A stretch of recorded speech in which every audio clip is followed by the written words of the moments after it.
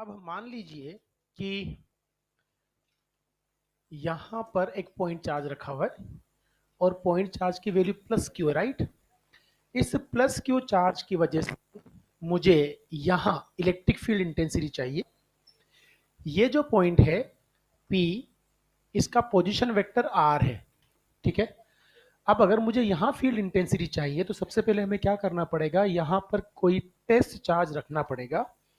और हमें पता है टेस्ट चार्ज की वैल्यू बहुत छोटी होती है। मान लीजिए ये चार्ज मैंने क्यू नोट यहां रखा, तो क्या plus Q note charge plus Q की वजह से फोर्स ऑफ रिपल्शन एक्सपीरियंस करेगा। इस फोर्स ऑफ रिपल्शन की वैल्यू अगर मैं लिखना चाहूं तो एफ की वैल्यू क्या लिखूंगा, in vector form K Q Q naught upon R square along with the unit vector ना। According to definition of intensity of electric field, it is what, force experienced per unit charge ना। बोलो भाई।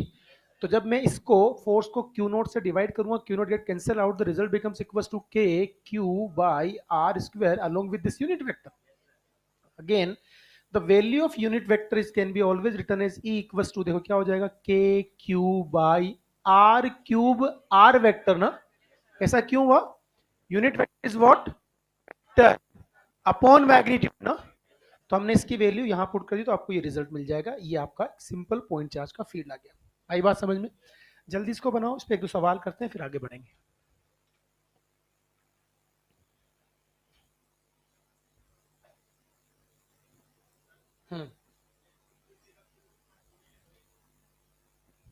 Electric field की absolute value बताई जा सकती है किसी भी पॉइंट पर। इलेक्ट्रिक फील्ड की, भाई एक बार बताओ, मैं क्या किसी बॉडी पर फोर्स की एब्सोल्यूट वैल्यू बता सकते हो? फोर्स की बता सकते हो, फील्ड की भी बता सकते हो। बेसिकली फील्ड भी किसी पर्टिकुलर स्पेस के अंदर, एक रीजन के अंदर एक पॉइंट की प्रॉपर्टी होता है। उस पॉइंट पर फील्ड हमेशा एब्सोल्यूट होता है। और ये चीज आपके और अच्छे से समझ में आएगी कि जब आप पढ़ते हो, वही बात करेंगे फील्ड लाइंस में, फिर वो अभी डाइवर्ट हो जाएंगे जबरदस्ती यहां से।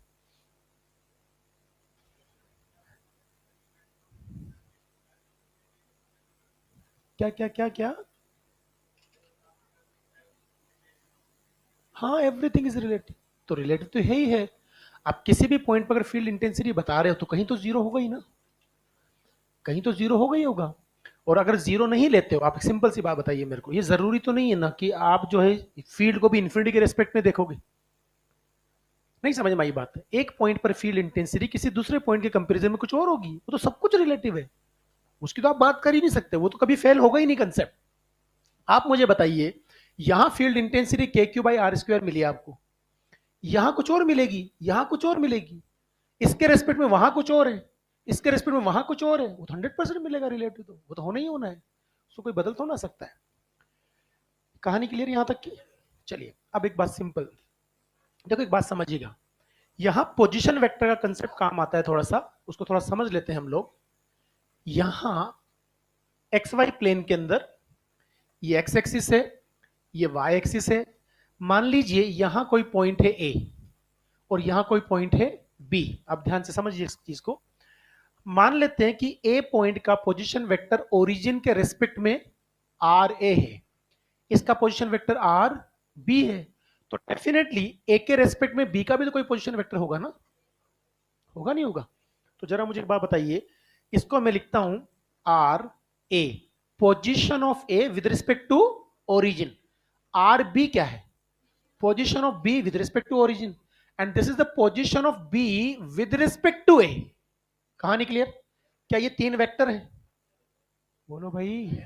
ट्राइंगल ऑफ वेक्टर एडिशन क्या बोलता है कि फर्स्ट वेक्टर ये बनेगा, इसके हेड से दूसरा वेक्टर शुरू होगा, and this becomes resultant vector ना। तो अगर मैं वेक्टर एडिशन की बात करूं तो क्या R B is the resultant of R A plus R B A ना। From here what is the value of R B A, R B minus R A. और हमने कई बार कहा this is what, position of B with respect to, जिसके respect में लेते हैं हमेशा उसको माइनस कर देते हैं। अब यहां समझना, अगर मान लीजिए मैं यहां पर कोई चार्ज रख देता हूं और ए पॉइंट पर intensity of electric field find out करना चाहता हूं, तो बताइए आप लिखोगे, आप सिंपल बात करोगे k Q by r A square, और आर ए का यूनिट वेक्टर बोलो भाई। अगर मैं यहां पर पॉइंट चार्ज रख देता हूं और यहां पर फील्ड इंटेंसिटी बताना चाहता हूं, क्या लिखोगे बताइए? K q by r B square, और आर बी का यूनिट वेक्टर। पर चार्ज पार्टिकल को यहां रख के यहां निकालना चाहता हूं तो क्या करोगे? K q by r B ए का स्क्वायर और आर बी ए का यूनिट वेक्टर। नहीं समझ में आई बात? तो कई बार आपसे बोलता है ओरिजिन पे कोई चार्ज रखा हुआ है, किसी पर्टिकुलर पोजीशन में फील्ड इंटेंसिटी बताइए, हम बता देंगे। नहीं समझ में आई बात? कहानी क्लियर? क्वेश्चन लिखिए। लिखिए, a point charge of, a point charge of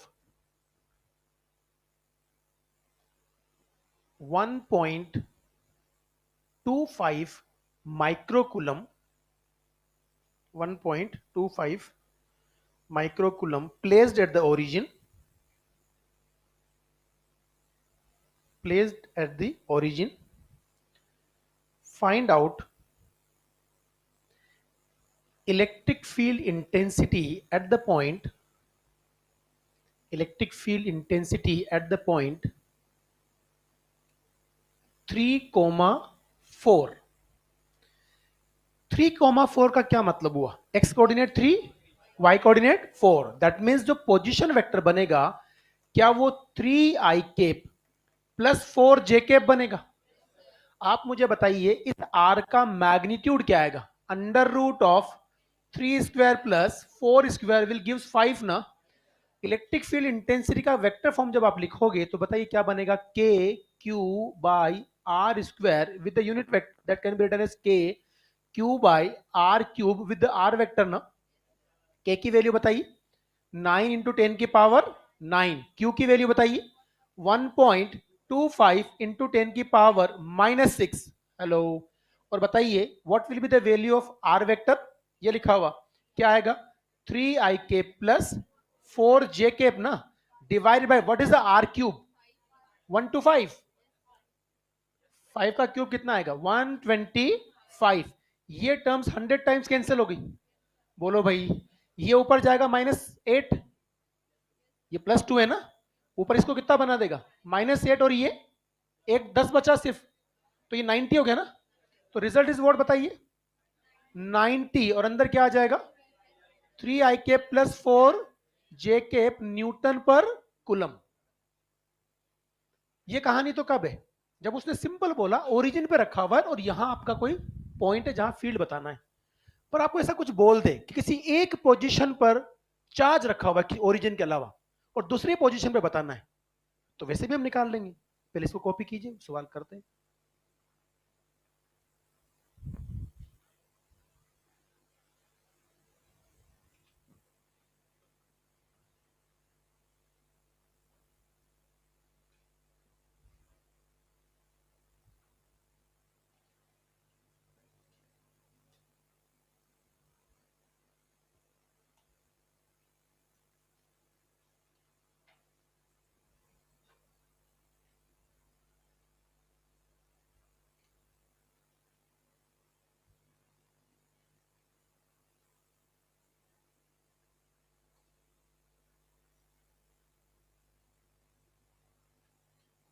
बढ़ जाए। नेक्स्ट क्वेश्चन लिखिए। A charge particle, a charge particle of 2.5 microcoulomb, 2.5 microcoulomb placed at the position, placed at the position R1 equal to 2 i plus 4 j, 2 i plus 4 j. Find out intensity of electric field, find out intensity of electric field at the position R2 equals to 8 i plus 10 j। चलिए, intensity of electric field at the point 8 i plus 10 j। करोगे solve? चलिए solve कीजिए।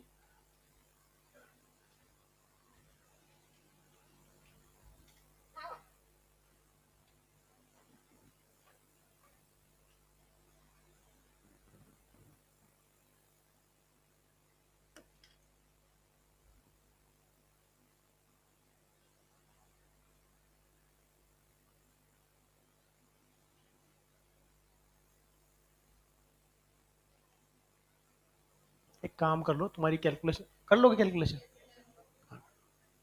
कोई hard नहीं, कर तो लोगे।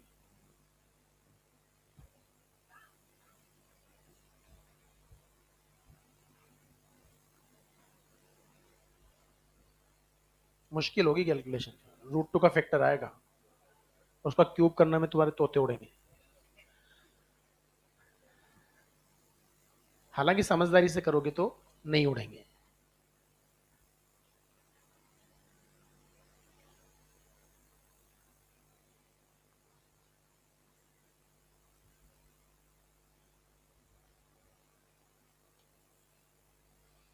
समझदार तो अलग अलग टुकड़े कर ले। ये देख 3/2 हो जाएगी पावर, और वो 3 हो जाएगी।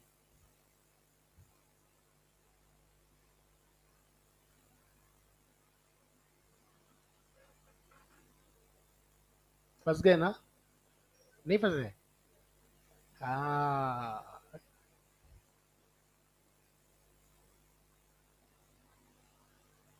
चलिए साहब इधर देखें, एक बार बताइए, इस R21 का मैग्नीट्यूड कितना आएगा? 6√2 ना? बोलो भाई। तो 6 × √2 है ये। अरे बोलो ना यार। तो आप बताइए, ये है 9 × 10⁻⁹ क्यू की वैल्यू 2.5 × 10⁻⁻6। ये तो मेरे पास क्या मिल जाएगा? 6i cap plus 6j cap, ये मिल गया मुझे, है ना? अब जब मैं इसका क्यूब करूंगा, तो देखो 6 का क्यूब करो, 6 का क्यूब कितना? अब बात सुनना, सुनो सुनो सुनो मेरी बात सुनो। ये 6√2 है ना, ये होल पावर 3 है। मुझे बताओ क्या 6 की पावर 3 इंटू 2 की पावर 3/2 है? और 2 की पावर 3/2 आप याद करो, 2√2 ना?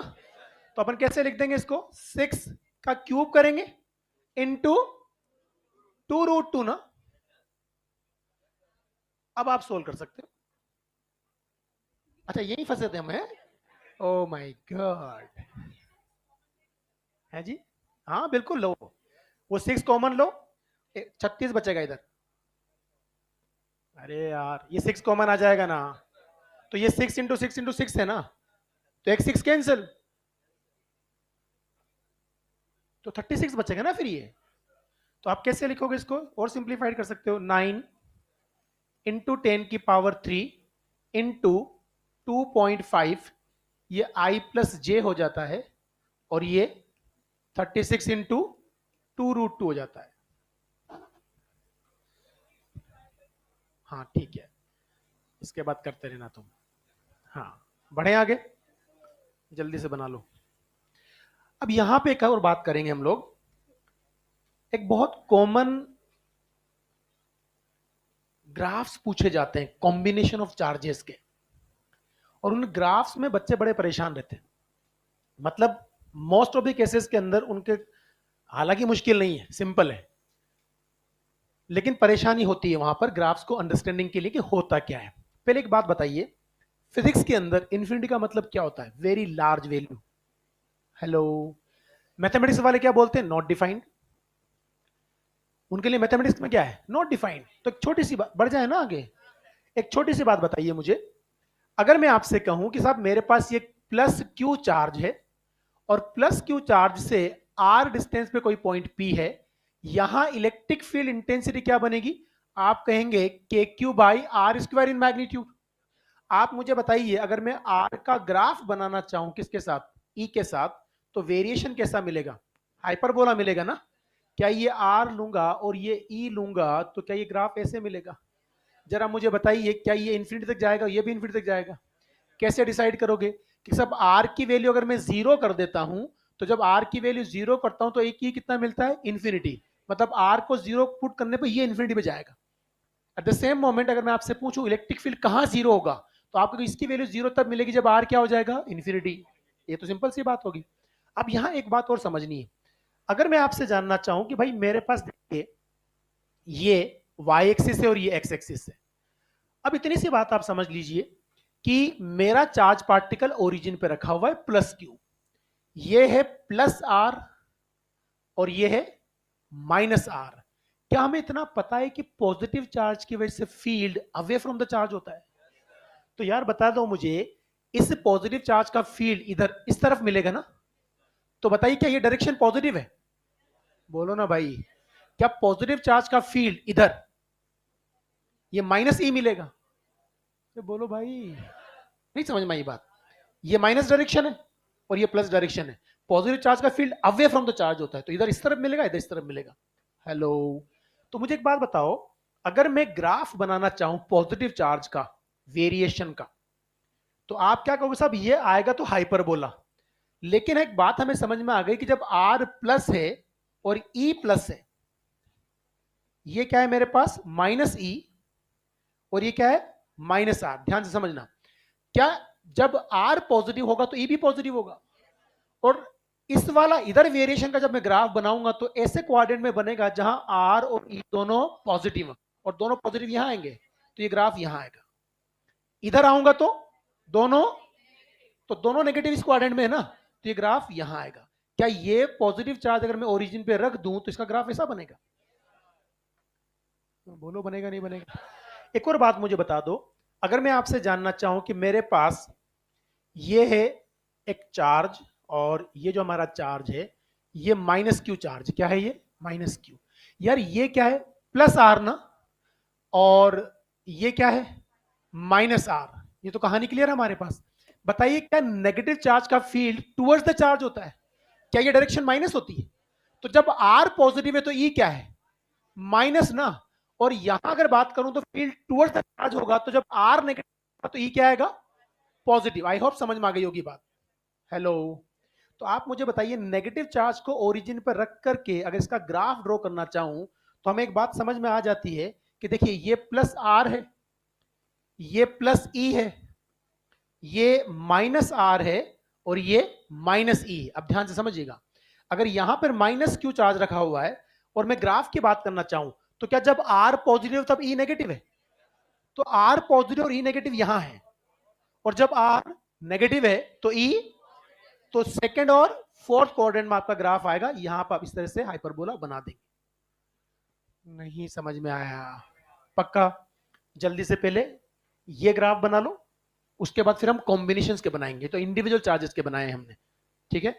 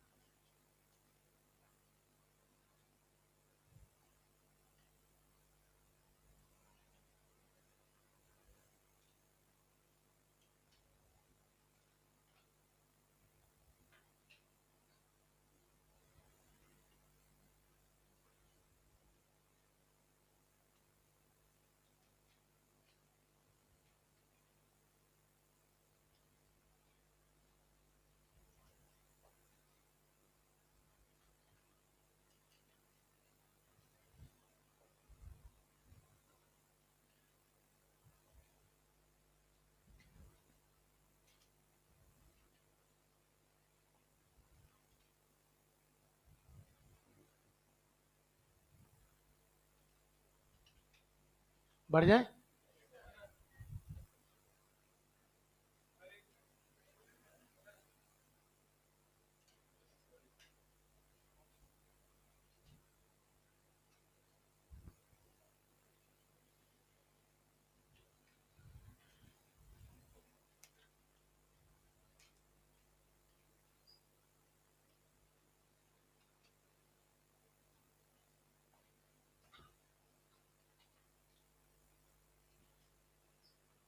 अरे बढ़ जाए भाई, बनाइए।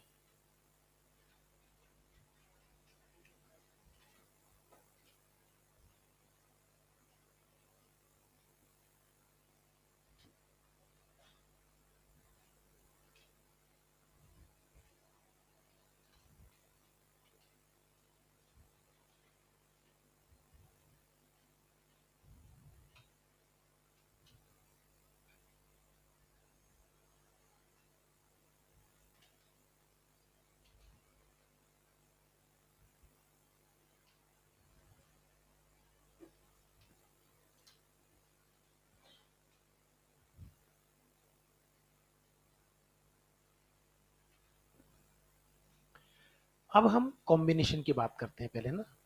दो पॉजिटिव चार्ज का कॉम्बिनेशन, दो नेगेटिव चार्ज का कॉम्बिनेशन, और पॉजिटिव और नेगेटिव चार्ज का कॉम्बिनेशन, राइट। उसको समझिएगा, आसान से ग्राफ बनते हैं, मतलब कोई जबरदस्ती, कोई ऐसा नहीं लोड लेने की जरूरत, बहुत सिंपल सिंपल सी चीजें। बढ़ जाए आगे, इसको बना लिया सबने। अब सुनना मेरी बात को ध्यान से, अगर मैं आपको एक सिंपल बात करता हूं, पहले समझना, बाद में कॉपी करना।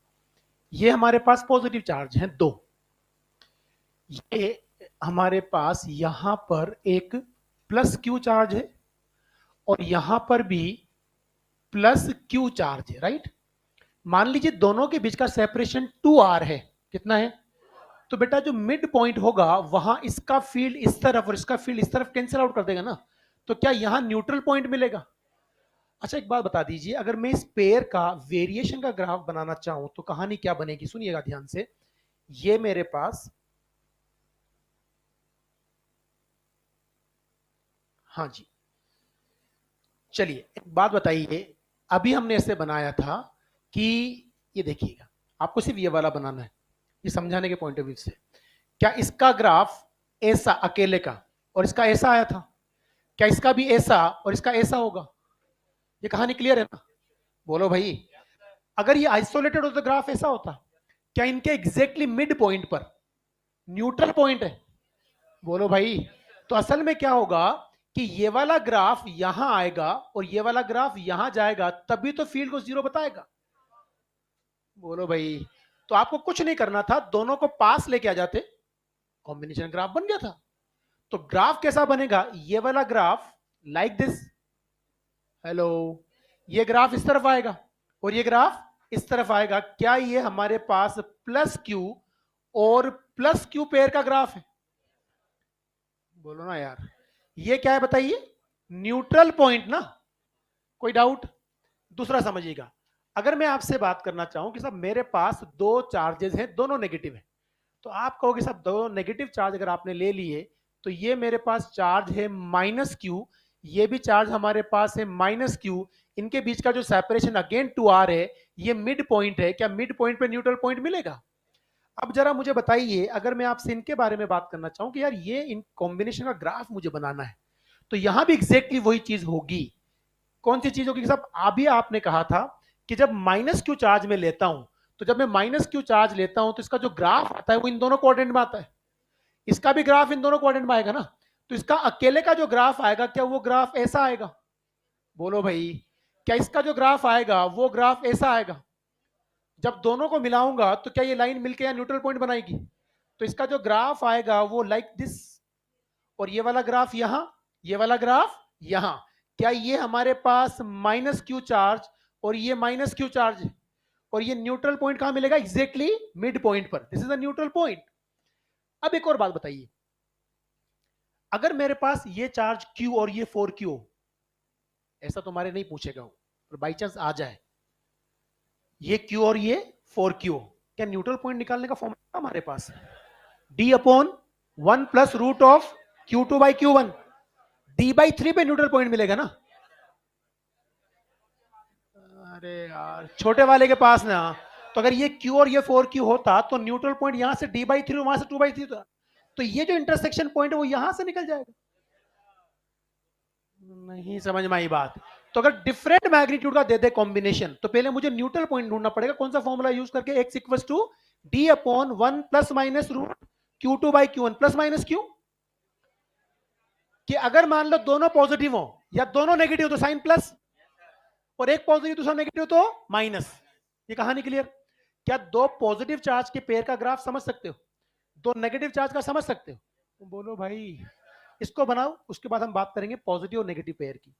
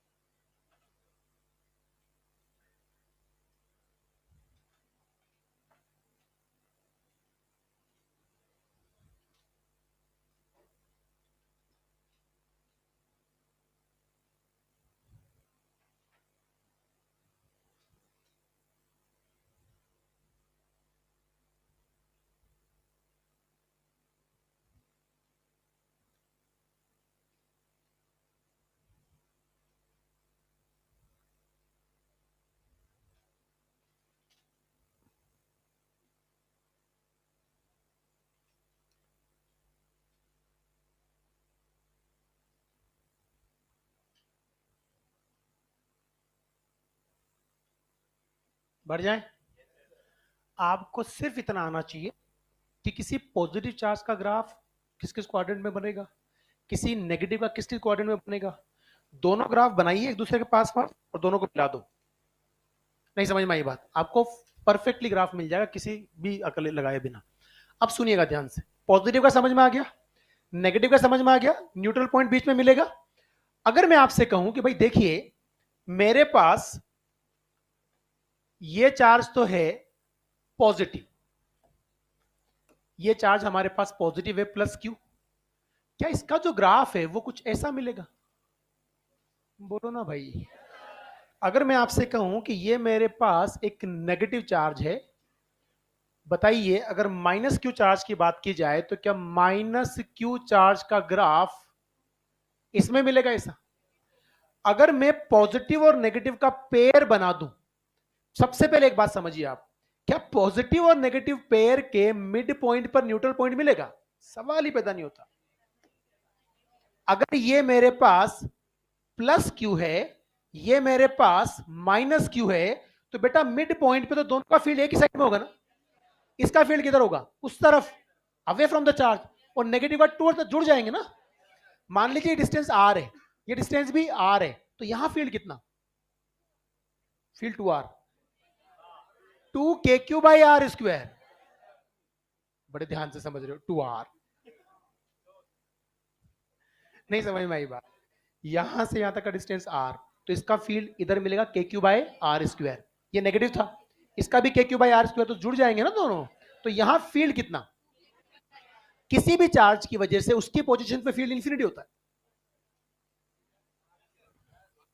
किसी भी चार्ज की वजह से उसी की पोजीशन पर फील्ड इंफिनिटी क्यों होता है?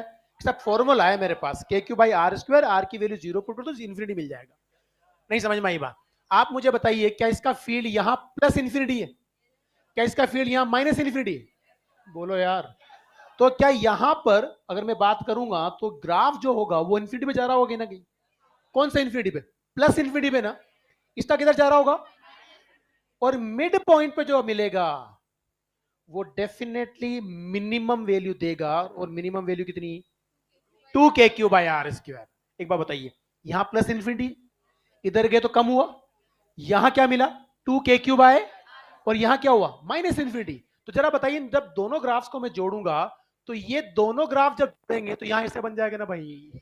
तो ये ग्राफ आएगा ऐसा, it will gives the minimum value. Minimum value कितनी? टू के क्यू बाय, और ये वाला ग्राफ यहां बना दीजिए, ये वाला ग्राफ यहां बना दीजिए। This is the combination graph. नहीं समझ में आई बात? बना लो।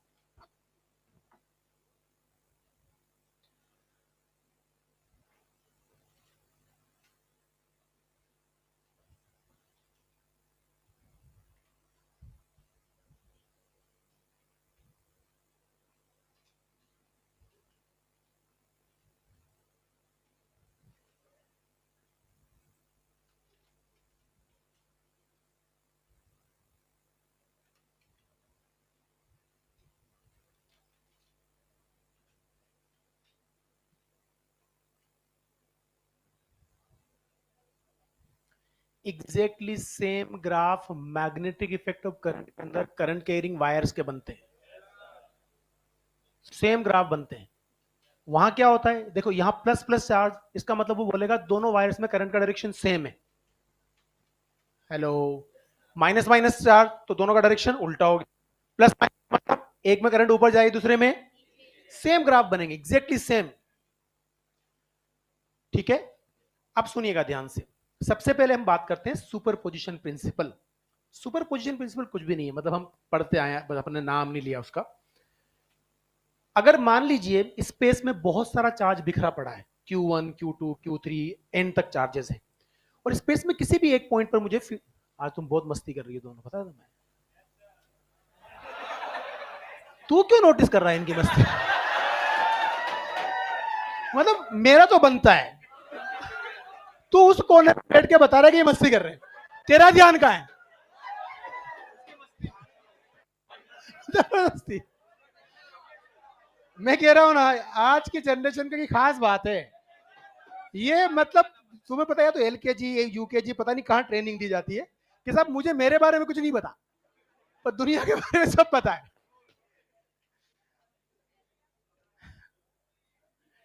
अरे यार चलो कोई बात, इधर आ जाओ।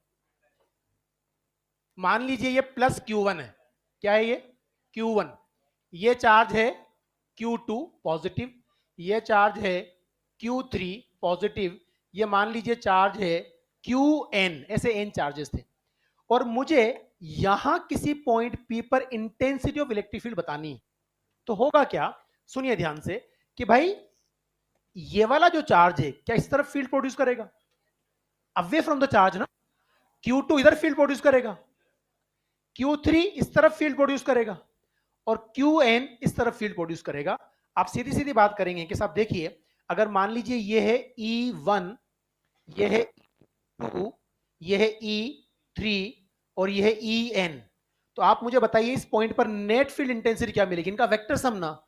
तो according to superposition principle the E at that point can be return as, जल्दी बताइए, E1 plus E2 plus up to the En कर दूंगा ना, नहीं समझ में आई बात।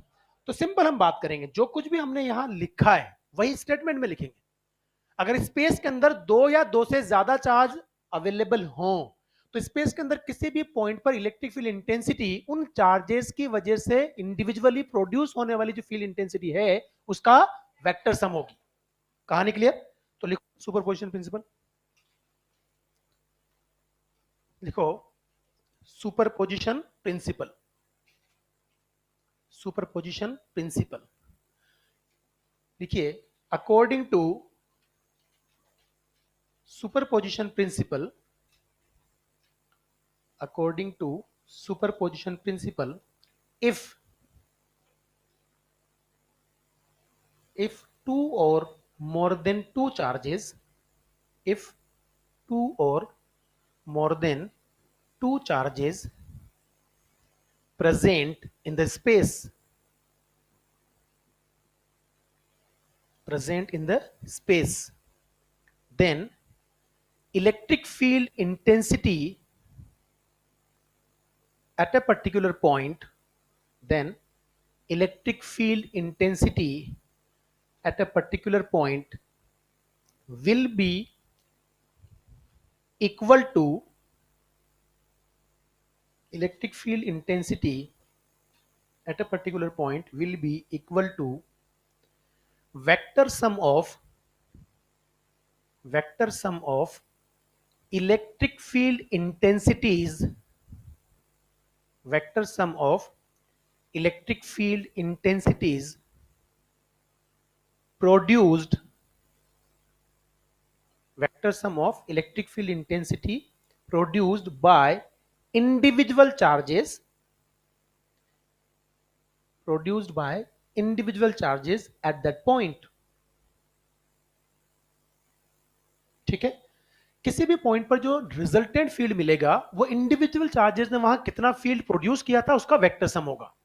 सिंपल सी बात है, जल्दी से बना लीजिए, जल्दी बना लो डायग्राम।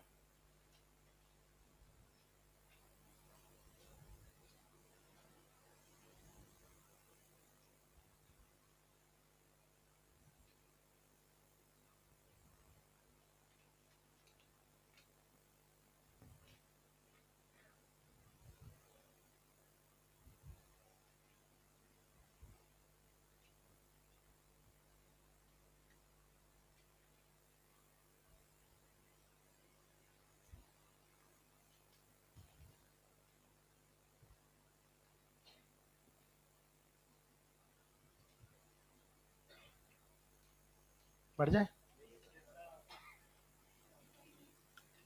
अब एक बहुत जो बेसिक सा लॉ है, हम कई बार बात कर चुके हैं, उसको बस सिस्टमेटिक तरह से मेंशन करना है। अगर मेरे पास कोई भी एन रेगुलर साइड्स का पॉलीगन हो, चाहे वो ट्राइंगल हो, चाहे स्क्वायर हो, चाहे पेंटागन हो, चाहे हेक्सागन हो या ऑक्टागन हो, ऐसी कंडीशन में उसके सेंटर पर इलेक्ट्रिक फील्ड इंटेंसिटी क्या होती है, जीरो। समझ में आ रही है बात? देखिए आगे लिखो, if identical charges, if identical charges, तूने कैसे लाइन खींची है, हाँ, अरे नहीं बहुत स्मार्ट तरीके से करो। नहीं नहीं नहीं, मतलब इतनी, हाँ ये सही है, मैंने तो पहली बार नोटिस किया ऐसी लाइन, मतलब पेज को फोल्ड करके पेन सीधा चल गया यार। सही है, स्मार्ट लोग। इतना दिमाग फिजिक्स में लगाया करो ना।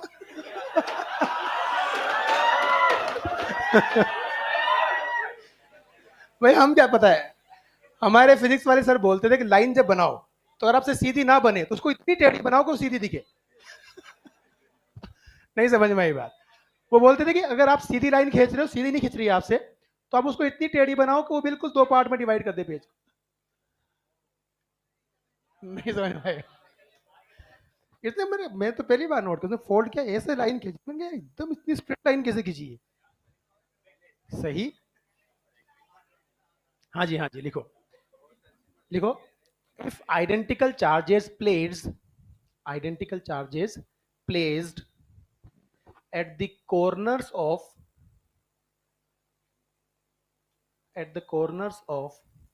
polygon of side n, at the corners of, sorry, regular polygon of side n, polygon तो कोई भी हो सकता है ना, अलग अलग साइड का भी हो सकता है, regular polygon of side n, then electric field intensity then electric field intensity at the center of the polygon, then electric field intensity at the center of the polygon will be zero, will be zero.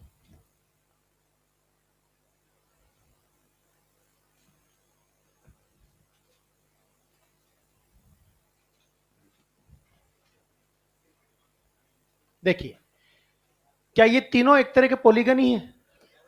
Triangle का side कितना है? 3 sides ना। तो ये plus Q जल्दी से बना लो, plus Q, सारे चार्ज आइडेंटिकल है, तो यहां फील्ड क्या मिलेगा आपको? जीरो ना। इसी तरीके से यहां पर plus Q, plus Q, plus Q and plus Q, तो यहां फील्ड मिलेगा आपको जीरो। सिमिलरली इसके सभी कॉर्नर्स पे अगर मेरे पास आइडेंटिकल चार्जेस रखे हों,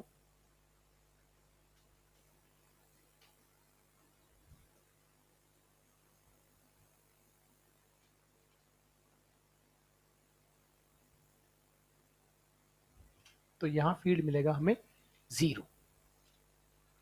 पहली चीज तो ये हो गई।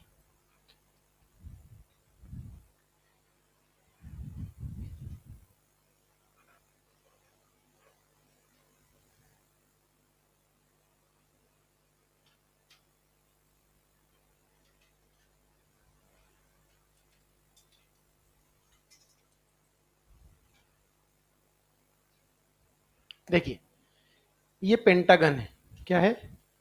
और पेंटागन के भी सभी कॉर्नर्स पर अगर चार्जेस आइडेंटिकल हों, plus Q, plus Q, plus Q, plus Q and plus Q, तो भी यहां फील्ड इंटेंसिटी क्या मिलेगी?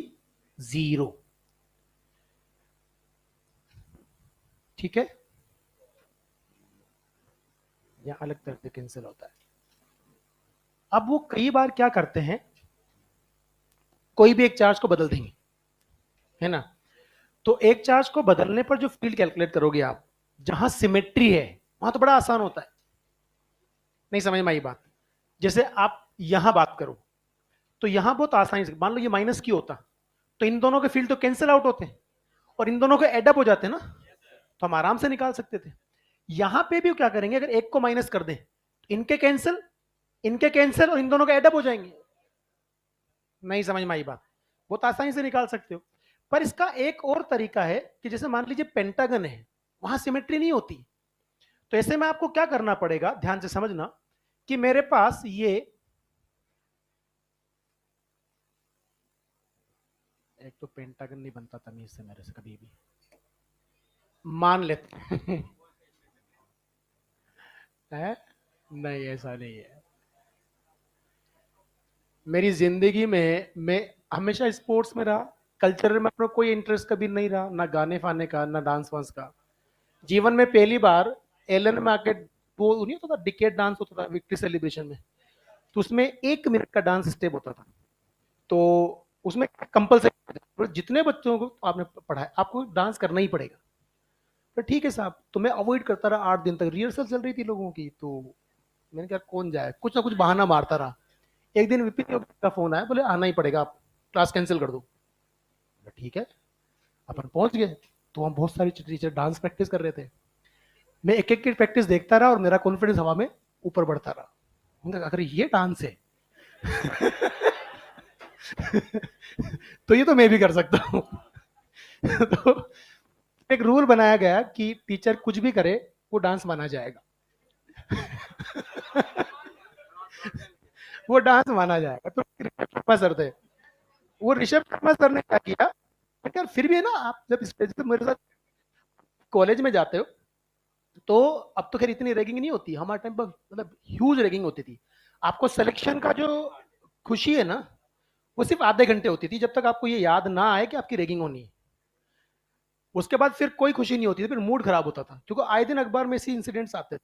तो वो अभी तो जो भी है, मतलब अभी ये मान के चलो 0.1% है, हमारे टाइम पे बहुत खतरनाक। उसमें एक रूल होता था कि अगर आपने कोई एक्टिविटी अपने सीनियर होते हुए नहीं की, जैसे आपसे सीनियर्स ने कहा कि आपको कल्चरल में डांस करना है या आपको गाना गाना और आपने नहीं किया, तो जब आप सीनियर बन जाओगे तो भी आप नहीं कर सकते, ना किसी से करवा सकते।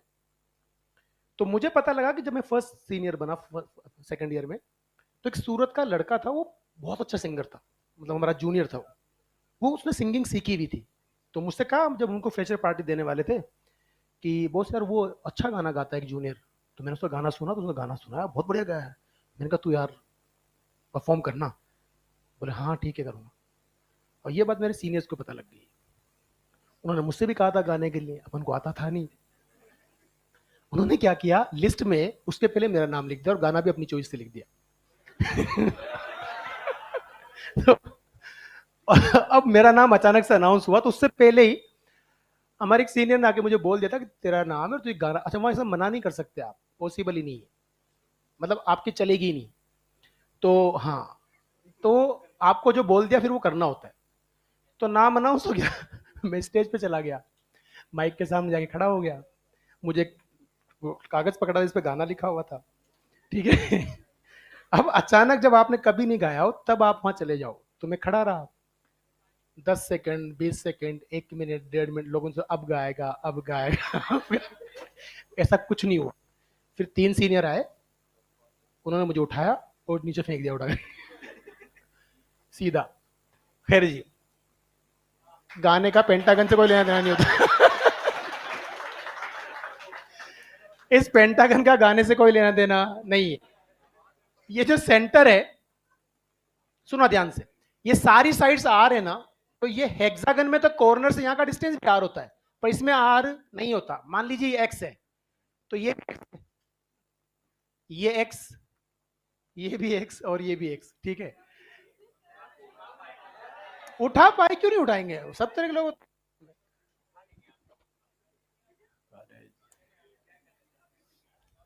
हैं।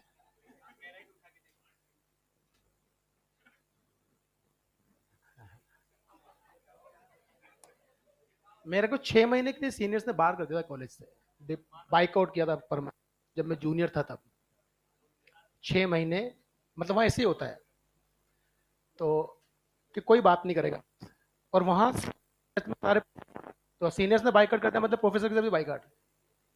मैंने क्या 2-3 सीनियर्स को बढ़िया धुलाई कर दी, बढ़िया मतलब बहुत बढ़िया।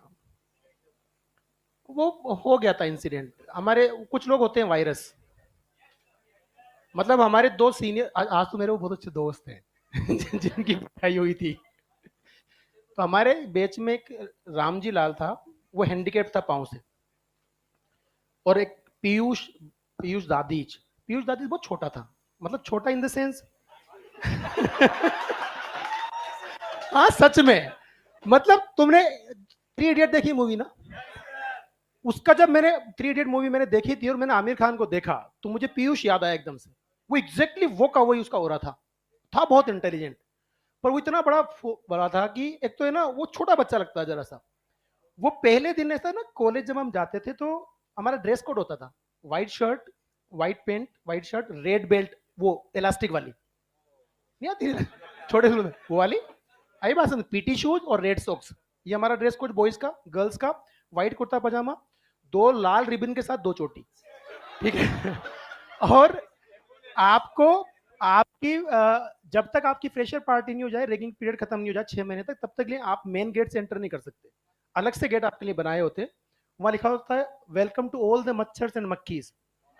लड़कियां सब मक्खी गेट से एंटर करेंगी और लड़के मच्छर गेट से एंटर करते हैं।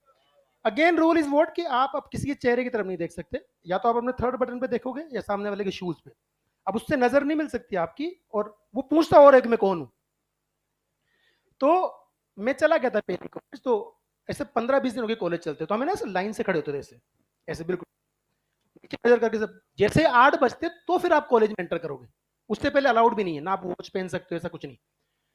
तो पीयूष 15 दिन लेट कॉलेज, तो भागता हुआ है मस्ती से। अब उसके ना तो पहला ही दिन था उसका, तो ड्रेस कोड में भी नहीं था, बाल भी उसके बड़े बड़े थे, तो भग के आया फटाफट। बोले यार पीसे किसका नाम है, पीसे ऐसे बोल रहा था। अब हम चुपचाप खड़े से, मेरा ही नाम पीसे था। मैंने किसी और का हुआ तो बोल देगा, वो कोई नहीं बोला, तो फिर मैंने कहा मेरा नाम है। बोले क्या नाम है, बोले परवेज। बोले मेरा पीयूष है, इसका मतलब ये कि तेरे आसपास ही मेरा रोल नंबर होगा। मैंने कहा हमारी टेबल एक ही थी, लैब में टेबल मैंने एक ही, हाँ किया। वो गप्पे मार रहा पीछे खड़ा होकर मस्त। मैंने कहा कोई सीनियर देख लेगा, जबरदस्ती कॉल लगा देगा और रैगिंग होगी। तो मस्त गप्पे मार रहा। अब ऐसे चल रहे हम लोग नीचे के गर्दन करके, उधर से आवाज आई तरह, तो मैं घूमा, चल दिया उधर जिधर से आवाज आई थी। देख तो सकते नहीं आप ऊपर। वो दादा जबरदस्ती मेरे साथ हो लिया अरे पीछे पीछे। अब वो ललित बोस थे हमारे, ललित जेलिया बोस, उनकी हाइट कम थी। तो यार जिसकी हाइट कम हो और आपकी थोड़ी ज्यादा, उसकी थोड़ी कम, तो रिलेटिव डिफरेंस ज्यादा हो गया ऐसे में आपने अगर नजर नहीं भी मिलाई तो नजर मिल जाती है ना। तो बिल्कुल पास चला गया मैं, तुमसे नजर मिल गई, एक थप्पड़ दूंगा दांत बाहर आ जाएंगे, नजर मिलाता है। तो मेरे को हल्की सी ऐसे स्माइल आ गई। मैं यार आप डिफरेंस इतना कि हाथ ही नहीं पहुंचेगा आपका, थप्पड़ कैसे मारोगे पर किस्मत उस दिन बड़ी अच्छी थी कि कुछ प्रोफेसर जा रहे थे वहां से। उन प्रोफेसर ने, क्या होता है जब प्रोफेसर निकल के जाते हैं तो वो एक्टिंग करते हैं ऐसे कि भाई हम रैगिंग नहीं ले रहे। बोले चल जाओ यहाँ से, रूम नंबर 403 में आ जाना शाम को, ऐसे कॉल लगती है, तो रूम नंबर उसके अंदर जाना होता है फिर आपको। तो वो पीयूष जो मेरे साथ था, उनको लगा कि यार ये, वो लगता ही नहीं था कि कॉलेज स्टूडेंट है, तो ऐसे उससे मुझसे कहने लगा कि फैमिली को साथ लेके नहीं आना होता। तो वो कहता कि नहीं नहीं बॉस, मैं भी जूनियर ही हूँ। बोले तुझसे किसने कहा पैदा होकर सीधा यहाँ आना होता है और वो इतना बड़ा वाला था कि वो हर जगह पहुंच जाता था, उसको रैगिंग देने का शौक था। सीनियर्स के पास जाता तो रैगिंग कि बॉस मेरी रैगिंग लो। अब वो इतना सा था, उसकी कोई रैगिंग नहीं लेता था, बाइक पे बिठाए चॉकलेट उसके चक्कर में हम फंसते थे। तो एक बार जब कॉल लगी तो पीयूष था, मैं और राम जी, हम तीनों की कॉल लगी। आप बिलीव नहीं करोगे, जिन सीनियर्स ने कॉल लगाई थी वो बहुत सिंसियर थे, अच्छे थे लोग, उनके एग्जाम चल रहे थे। तो उन्होंने क्या किया, मेरे को ऐसे टेबल थी ऊपर ट्यूबलाइट जली हुई थी, वहां खड़ा कर दिया और कहा कि इसको फूंक देके बंद करना है मैं 2 घंटे से फूंक दे रहा था ट्यूबलाइट के, ठीक है। पीयूष से बोला कि बाथरूम में जा, एक बाल्टी लेके आ पानी भर के। वो बाल्टी पानी भर के लेके आ गया, एक खाली बाल्टी उसको दे दी और टी स्पून दे दिया, और दोनों बाल्टी के बीच में उन्होंने 1 मीटर का गैप बना दिया।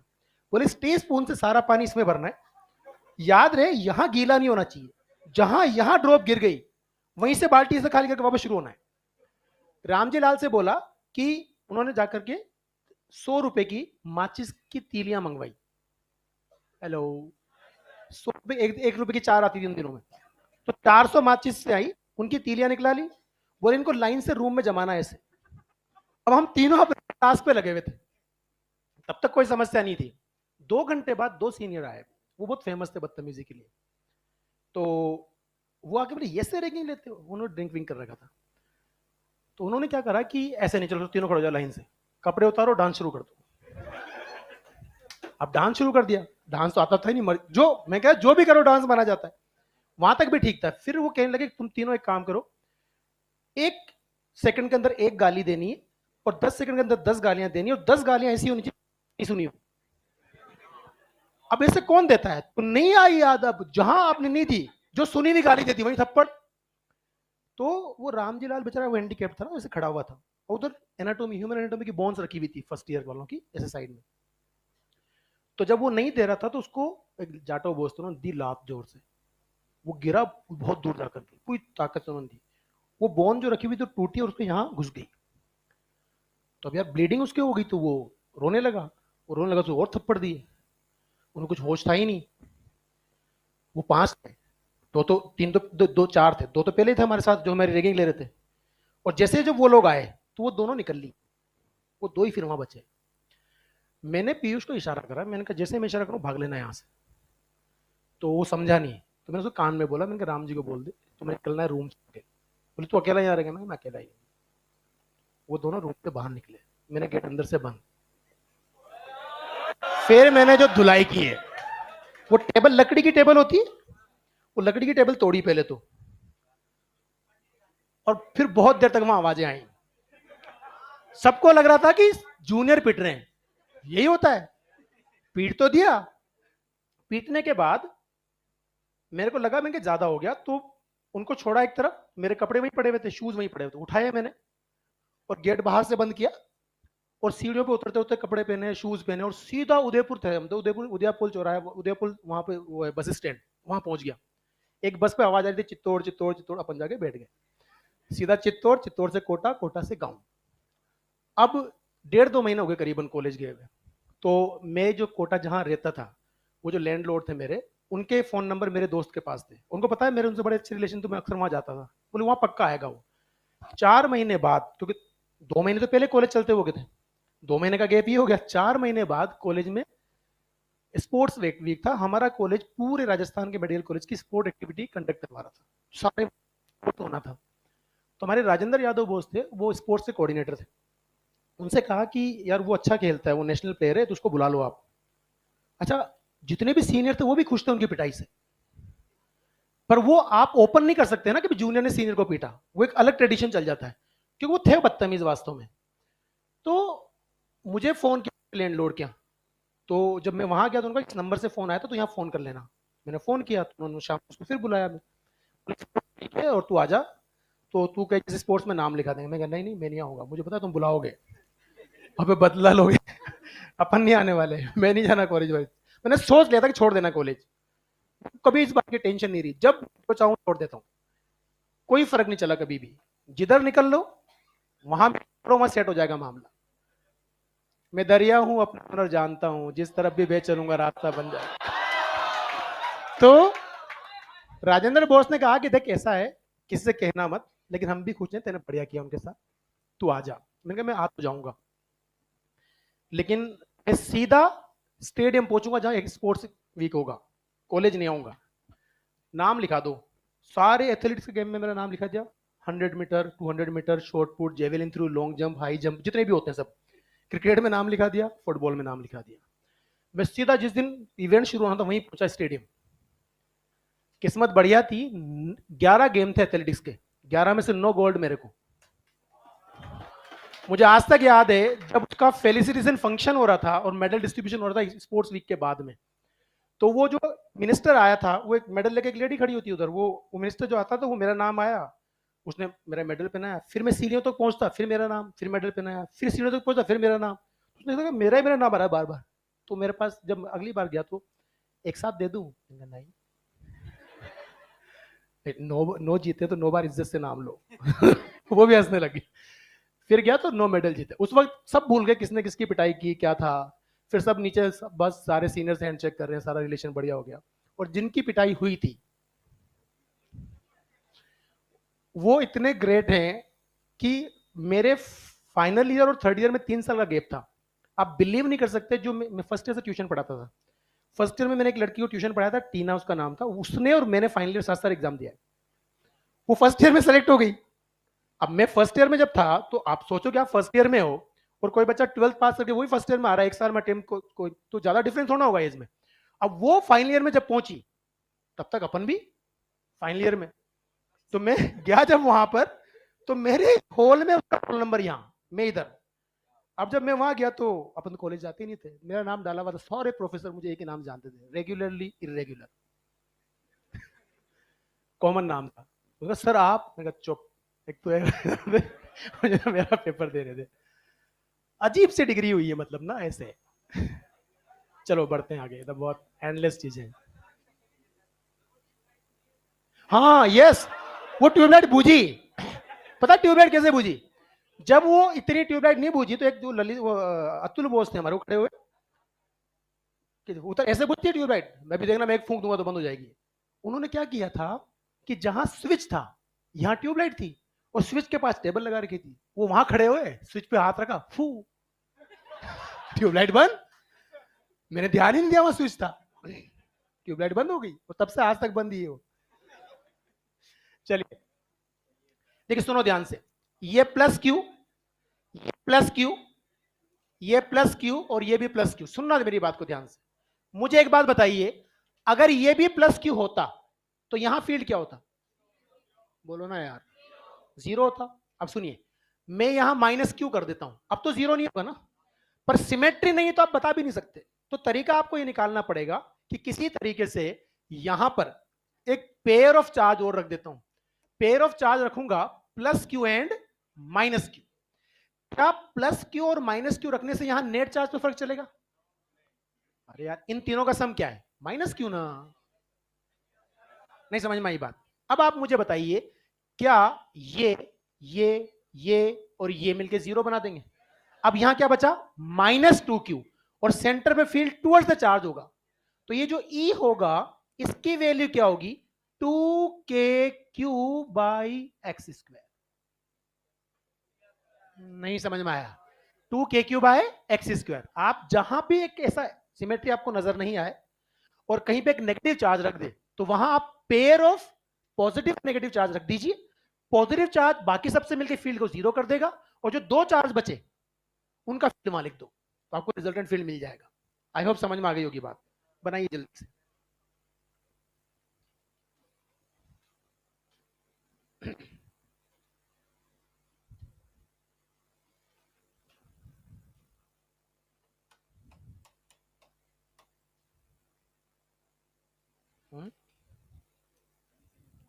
नहीं नहीं, वो तो मेरी जिंदगी मेरा कभी झगड़ा, एक ही झगड़ा हुआ है, एक ही हिस्ट्री है बस।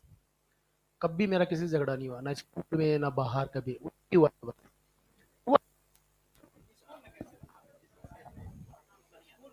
नहीं नहीं, गुस्सा तो मुझे नहीं आता जनरली। वो तो वो तो हैंडीकैप था, और वो बेचारा था भी, उसी के लात मारे जा रहे हैं यार। वहां लंबा चौड़ा मैं था, तू मेरे लात मारता ना, उसको मार रहे हैं, और वो जब गिर गया वो रोया, तो फिर और उसको रात दे दी, उसको उनको फर्क नहीं चल रहा, उसको ब्लीडिंग हो रही है, तो नहीं हुआ कंट्रोल है। होते हैं कुछ लोग, उनको नहीं फर्क चलता। एक्चुअली पता है क्या होता है, जो लोग अपने सराउंडिंग में कभी किसी को डोमिनेट नहीं करते, जब उनको मौका मिलता है ना, वो जबरदस्ती डोमिनेट करते हैं। यहाँ वो कुछ नहीं करेंगे, लेकिन जब उनको फ्रस्ट्रेट कि यार मैं कुछ नहीं कर पाता, अब जब वो सीनियर बन जाते हैं तो क्यों, जूनियर सीनियर से कुछ कह नहीं सकता, तो अपना सारा फ्रस्ट्रेशन वहां निकालते हैं। ये बहुत कॉमन चीज है।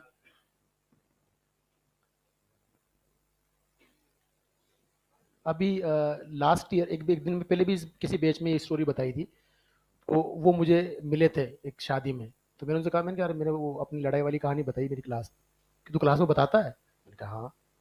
ऐसा नहीं हुआ था क्या? कि हाँ हुआ तो था। मैंने, आपको जानता कौन है? आप जिसको कोई जानता नहीं उसको क्या ही फर्क चलता है, बताया नहीं बताया, तुम्हें थोड़ी पता कौन था वो है। हाँ है, जहां भी ये बढ़िया प्रैक्टिस चलती है। बढ़ जाए आगे, बढ़ जाए, ये समझ में आ गई बात। जहां नेगेटिव रखा होगा वहां इक्वल एंड अपोजिट चार्ज रख दीजिए, और जो दो नेगेटिव बचेंगे उसका फील्ड लिख देंगे। अब सुनिए ध्यान से, जैसे मान लीजिए ये हमारे पास कोई केस है,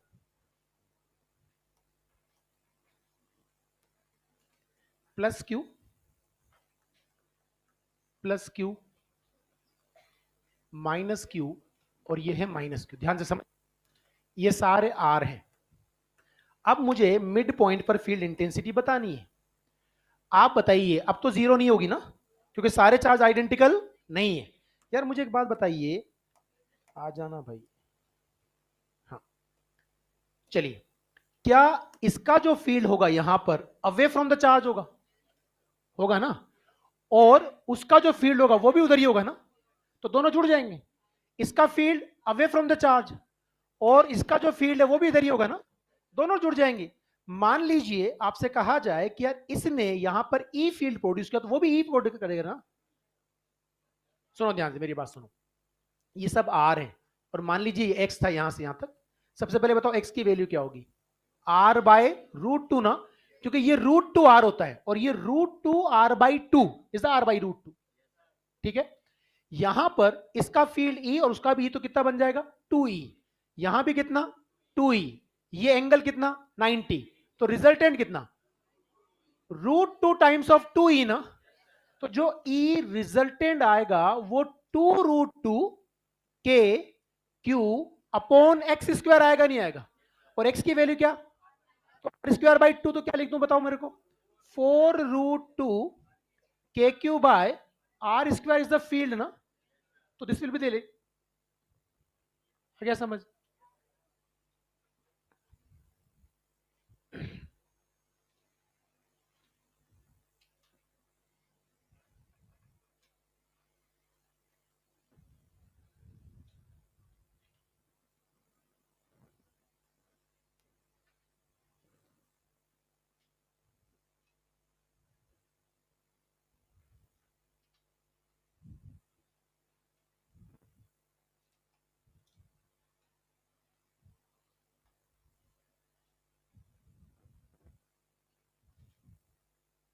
हाँ जी, बढ़ जाए।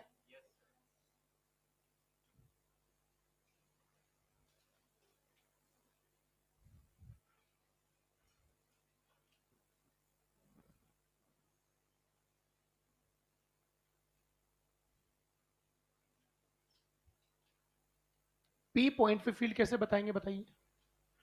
ये सब आर है, ये आर है। क्या पॉजिटिव चार्ज का field away from the charge होता है? इसका भी अवे फ्रॉम द चार्ज होता है। दोनों फील्ड सेम होंगे नहीं होंगे मैग्नीट्यूड में? अगर ये ई है तो ये भी ई ही होगा। ये एंगल कितना होता है?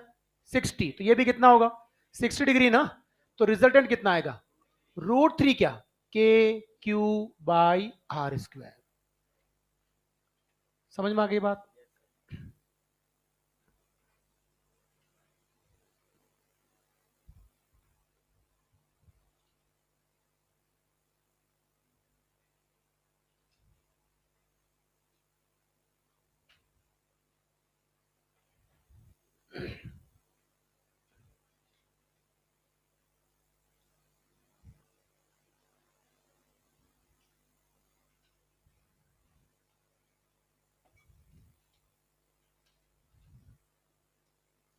हाँ जी। अगर मान लीजिए ये वाला चार्ज यहां से हटा दूं और यहां फील्ड पूछूं तो? जैसे अपन सारे ये बना लिया, इसको बनाओ। हाँ जी, ये मैंने चार्जेस रख दी, प्लस क्यू, माइनस क्यू और प्लस क्यू। यहां पी पॉइंट पे फील्ड बताना है। बताइए क्या पॉजिटिव चार्जेस का जो फील्ड होगा वो अवे फ्रॉम द चार्ज होगा? इसका भी अवे फ्रॉम द चार्ज ना। क्या दोनों वैल्यू सेम होंगी? होंगी ना यार, मैग्नीट्यूड में है। पर नेगेटिव चार्ज का फील्ड टुवर्ड्स द चार्ज होगा ना। आप मुझे बताइए, ये अगर ई है, ये भी ई है, तो बेटा ये तो ई नहीं होगा ना। ई डैश की वैल्यू क्या होगी? भूल गए, E/2। ये √2r डिस्टेंस है ना। देखो मेरी बात सुनो, ई की वैल्यू क्या है? के क्यू बाय आर स्क्वायर। और इसका फील्ड यहां, ये डिस्टेंस कितनी है? √2। तो जब मैं के क्यू बाई √2r का होल स्क्वायर करूंगा तो के क्यू बाय 2r स्क्वायर ना। बेसिकली ये होगा के क्यू बाई 2r स्क्वायर, जो कि E/2 है। बताइए इसका और इसका वेक्टर सम क्या इधर आएगा? कितना? √2e ना। अब इनकी कहानी खत्म हो गई। बताओ E/2 बड़ा है या √2e? तो नेट फील्ड इधर ही आएगा ना। ई नेट की वैल्यू क्या मिलेगी बताइए? ई रिजल्टेंट कैसे लिखूं? √2e माइनस E/2 ना। ई को बाहर ले लीजिए, ई की वैल्यू कितनी? के क्यू बाय आर स्क्वायर। क्या बनेगा? √2 minus 1/2। That will be the answer. ठीक है।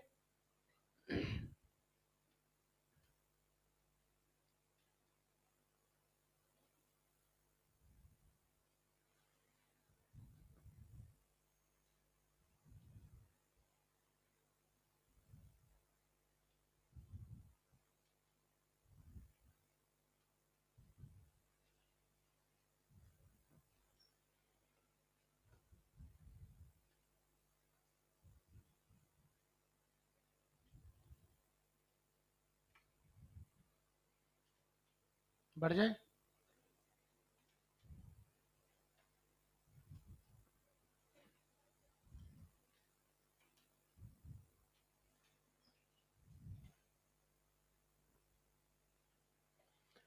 एक बहुत छोटा सा सवाल है और बहुत सिंपल क्वेश्चन है, पर तुम्हारे सामने बच्चे बहुत डाउट पूछते हैं। एक बात बताओ मेरे को, यहां पर एक पेंडुलम है, पेंडुलम का चार्ज प्लस क्यू है। कितना है? Plus Q. आई बात समझ में? यहां पर, यहां पर मैंने क्यू चार्ज रख दिया और ये कुछ डिस्टेंस था जस्ट नीचे।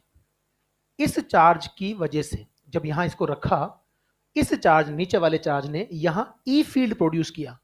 कितना फील्ड प्रोड्यूस किया? ई।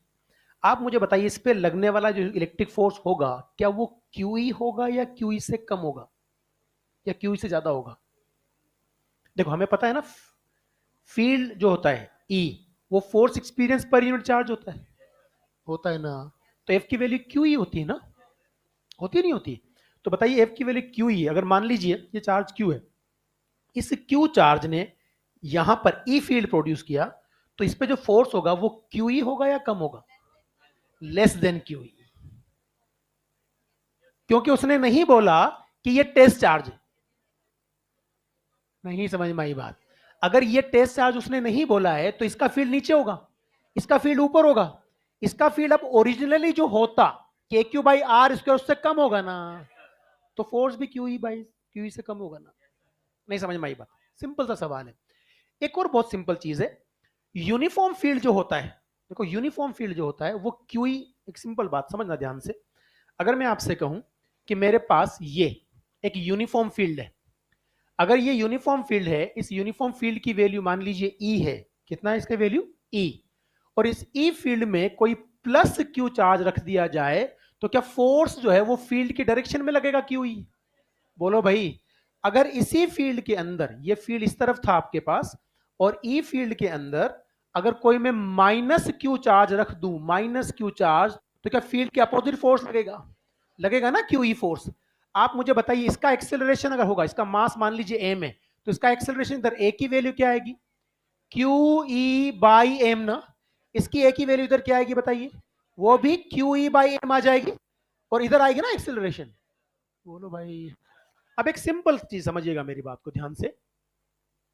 अगर मैं आपसे कहता हूं कि साहब मान लीजिए यहां पर ये सस्पेंशन पॉइंट है और इससे एक पेंडुलम लटका हुआ है, पेंडुलम का मास एम है। सुनिए मेरी बात को ध्यान से, पेंडुलम का मास कितना है? एम।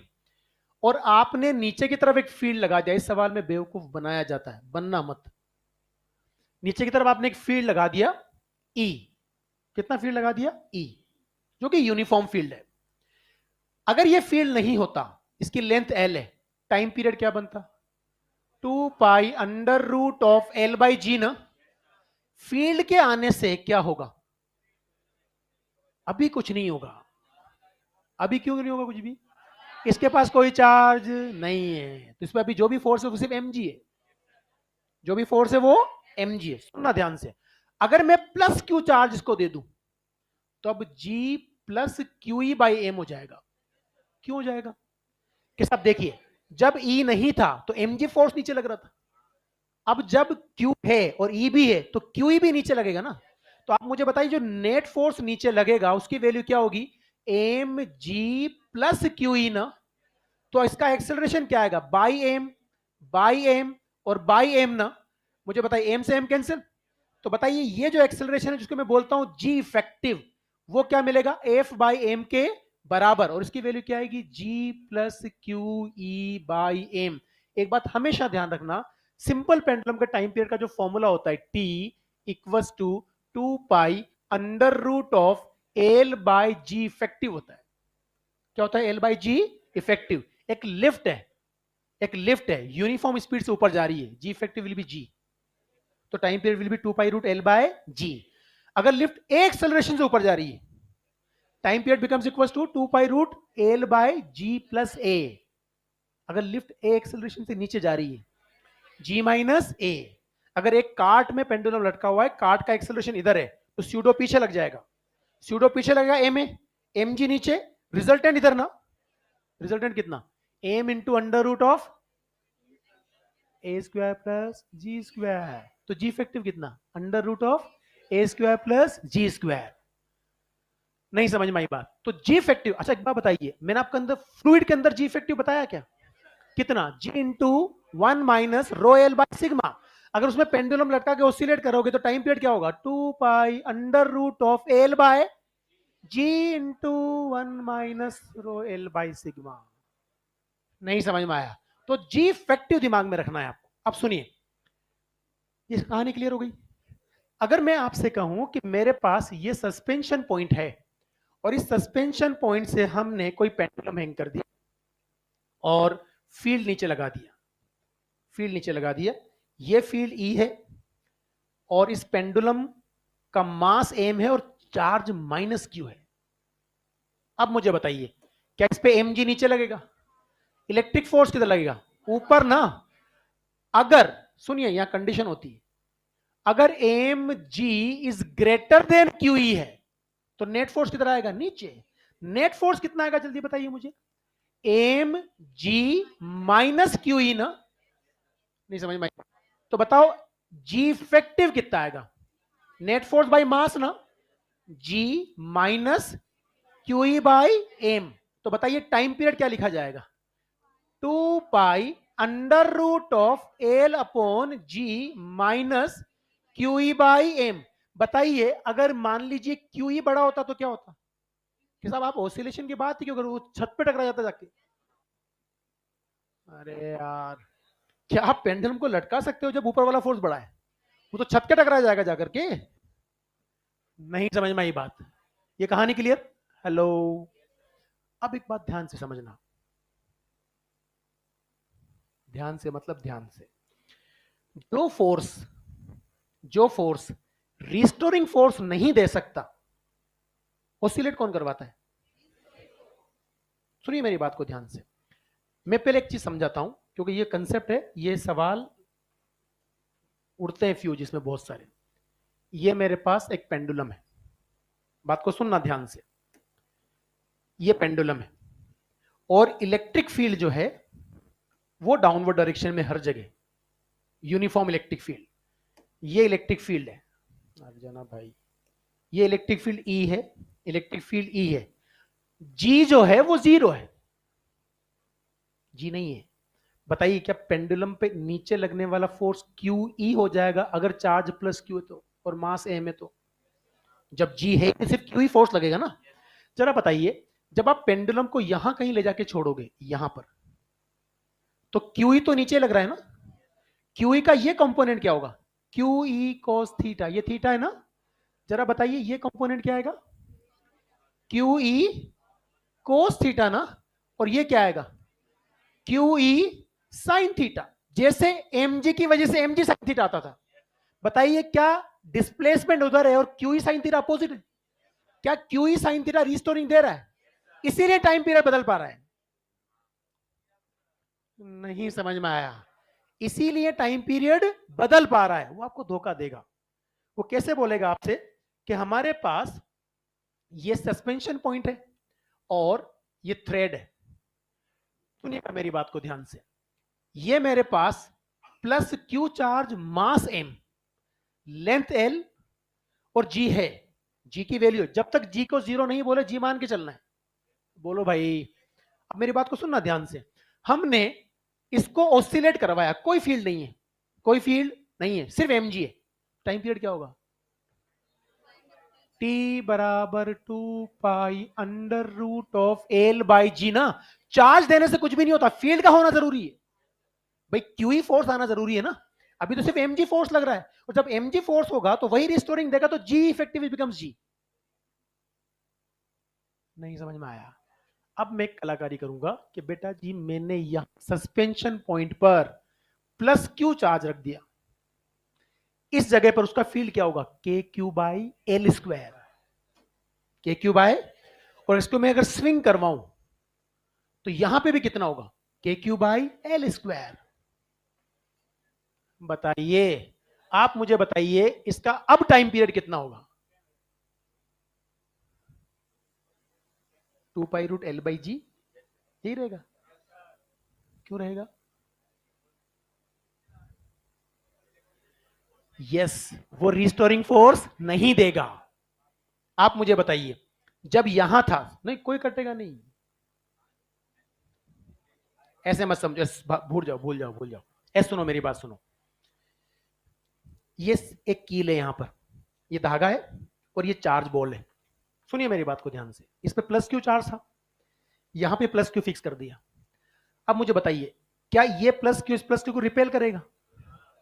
कितना force, k Q q by are square. बोलो भाई। अब मैं इसको घुमा दिया यहां, यहां घुमाने पे वापस इधर आएगा या वहीं रुका रहेगा? क्योंकि अभी भी रेडियली लग रहा है ना फोर्स, तो भाई पॉइंट चार्ज का फील्ड रेडियल होता है, और रेडियल होगा तो हमेशा रेडियल ही लगेगा, जिधर आपने घुमाया उसके परपेंडिकुलर कोई कंपोनेंट आएगा ही नहीं, तो रिस्टोरिंग नहीं देगा, और रिस्टोरिंग नहीं देगा तो टाइम पीरियड चेंज, तो यहां टाइम पीरियड में कोई चेंज नहीं आएगा। नहीं समझ में आया? नहीं नहीं नहीं नहीं नहीं नहीं, नहीं। बोलो भाई, पक्का क्लियर ना? याद रखिए, पॉइंट चार्ज को अगर यहां फिक्स कर दिया तो पॉइंट चार्ज का जो फील्ड होता है वो radially away from the charge होता है ना, radially away from the charge जो फील्ड होगा, क्या वो फोर्स भी हमेशा रेडियली अवे लगाएगा? और अगर रेडियली अवे लगाएगा तो जब आप इसको यहां लाके छोड़ोगे या यहां लाके छोड़ोगे या यहां लाके छोड़ोगे, तो बेटा फोर्स तो हमेशा लेंथ के अलोंग लगेगा ना। कौन सा वाला?